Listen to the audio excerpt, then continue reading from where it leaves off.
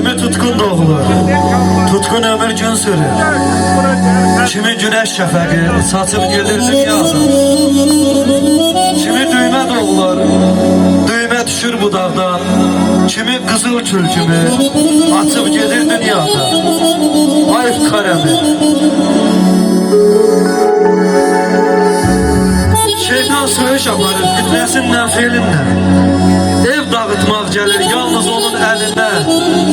Baykuşlar da öləndə vay düşməyir dilindən. Bülbül gəlib nəğmə ilə uçub gedir dünyada.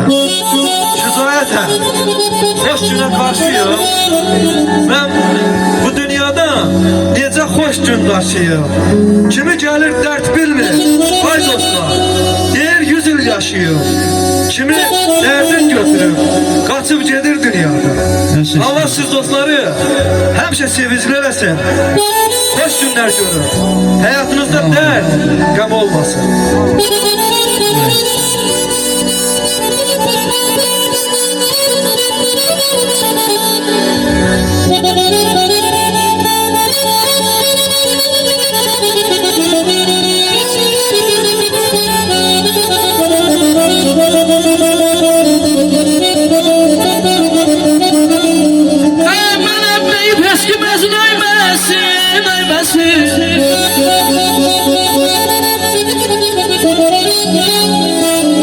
Sağlık zamanı hiç kimse diyemezsin.